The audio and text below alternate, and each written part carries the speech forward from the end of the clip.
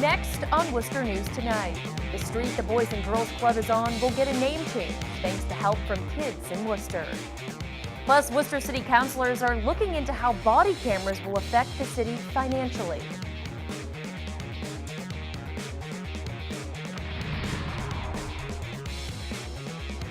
Good evening and thank you for joining us. I'm Anna Botari.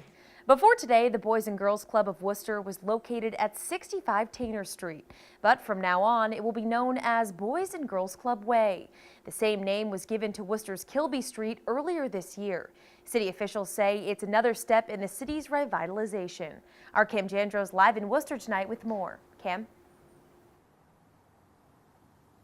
A few months ago, Kilby Street and Tainter Street were connected, but now they're both gone and known as Boys and Girls Club Way. And you can thank a few young kids here in the city of Worcester for that change.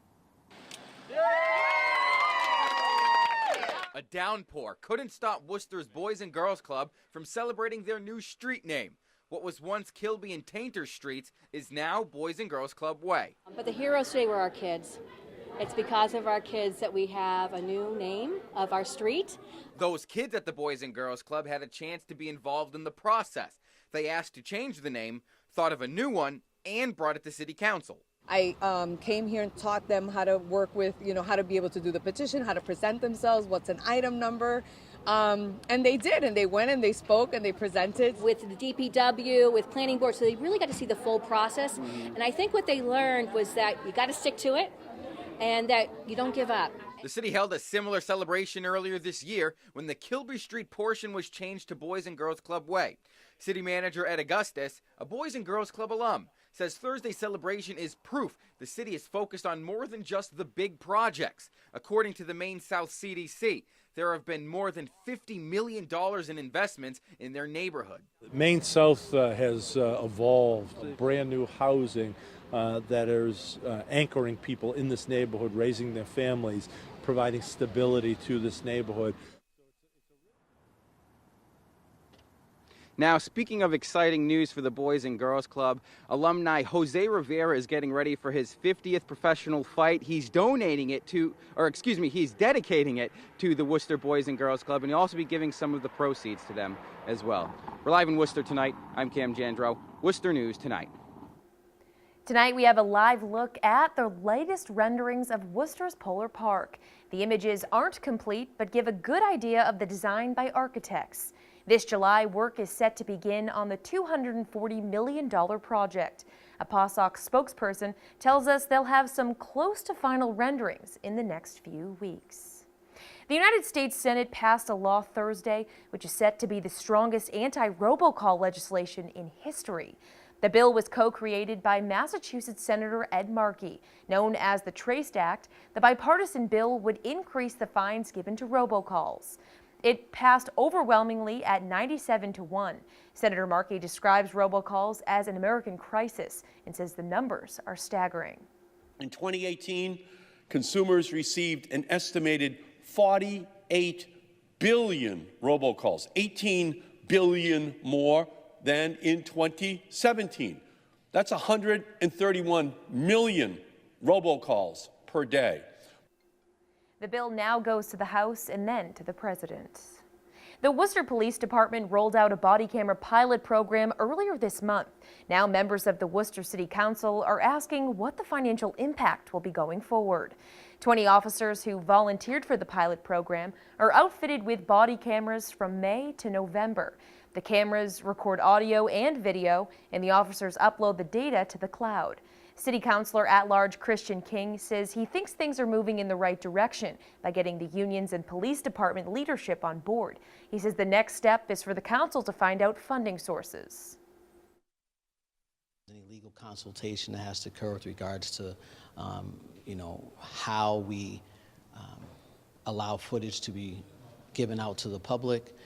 If there's any other types of consultations that we need to have, is there a fiscal impact? We don't need to reinvent the wheel here. There's body cameras up and running in other municipalities in this Commonwealth and across the nation. I think we can learn a lot from things that are already going on.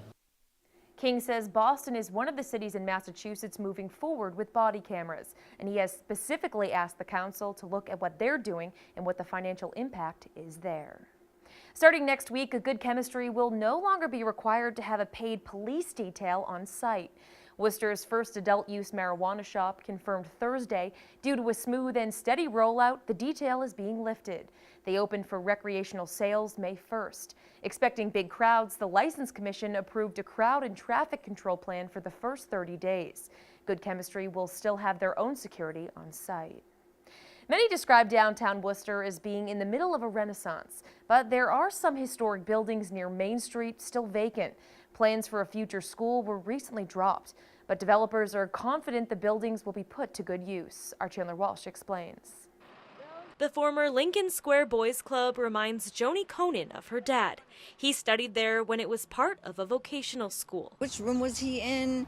What kind of saw did he use? Because he was doing carpentry, studying carpentry, and what did he make? The building is owned by Wynn Companies. It was set to house Summit Academy, a school for children with autism, but plans changed. We were in final lease negotiations when they came to us and said they needed more time. And we admire their work and their mission. And it is what it is. Executive Vice President Michael O'Brien says Wynn is now looking at other potential tenants like biotech companies, restaurants, or other schools. We hope to find that one relatively shortly. We can deliver this building in less than 15 months. The building is one of 3 historic structures on the north end of Main Street the city would like to see back in use. Just sitting here not doing nothing. I mean, they're pretty buildings and everything, but definitely want to use it for something. Across the street, the old courthouse is under construction for new housing, and the city is in talks to find a use for the Worcester Auditorium. O'Brien says the former Boys Club needs about $13 million in renovations, but the location is ideal. You think about Lincoln Square, it's all roads lead to and from. It's one of the most highly traveled areas of Worcester. And that's a grand, prominent location. Preserve these buildings because the exterior and the looks and the patterns of everything that's in there is so special that you don't even see this anymore. O'Brien says Wynn isn't closing the door on Summit Academy and say if they're ready before a new tenant is chosen, they'd be happy to work with them. Worcester's Chief Development Officer says the city is hoping to make an announcement about the reuse of the Worcester Auditorium soon. In Worcester, Chandler Walsh, Worcester News Tonight. A WPI professor is developing a device to help find an eco-friendly replacement for gasoline. Associate Professor Michael Timko received the Fulbright Scholar Award. It will allow him to spend 3 months in France learning about developing a device to use in his research on biofuels. He says his goal is to make the production of a fuel called isobutanol less costly and more environmentally friendly. Every day we're using a lot of biofuels in our gasoline, and it's primarily ethanol. But ethanol has some severe problems when you mix it with gasoline. We've been studying instead a way to make butanol. Turns out that it's much less compatible with water and much more compatible with gasoline. The trouble is that making butanol right now is very energy intensive, and so the technology we've been developing has been to make it easier to make from an energy perspective. Timko will spend the summer of 2020 in France.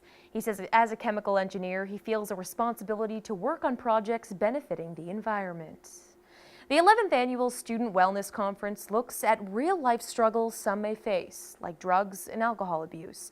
District Attorney Joseph Early Jr. puts on the conference and says over the years, topics have expanded from bullying to drugs and violence. Our Brittany Schaefer was at today's conference and has the details. District Attorney Joseph Early Jr. started his annual Student Wellness Conference more than a decade ago. Each year, it brings in hundreds from area high schools, and Early says its focus is shifting. Things the first year like bullying and, safe dating, domestic violence, to where we've progressed. While those messages are still important, but now we have alcohol and drugs, now we have vaping. The DA points to statistics showing 1 in 5 high school students has tried vaping, and many students like Austin Lazier say they know someone who vapes. Definitely an issue. I feel like we all know at least a couple of people that do it.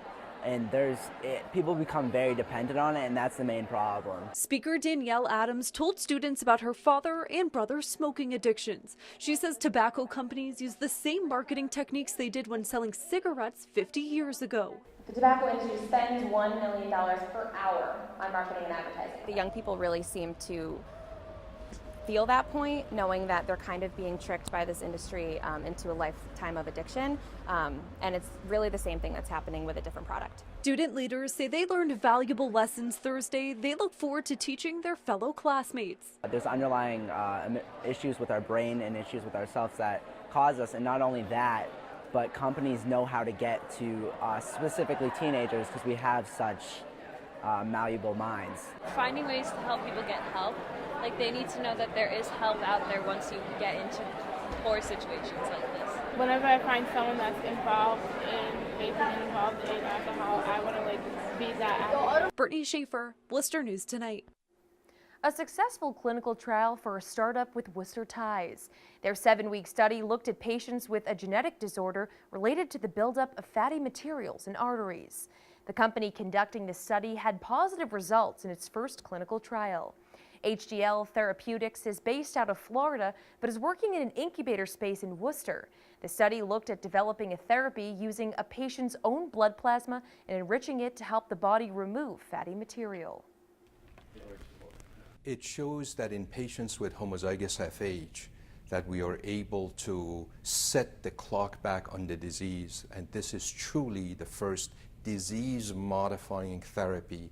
And what we are basically showing is that we have been able to eliminate the gunk, all that gooey lipids in their coronary arteries and the damage done to date. No therapy that's currently on the market or under development have been able to do anything like this. The company says the goal for the future is to use the therapy on anyone who may need it, not just people with heart disease.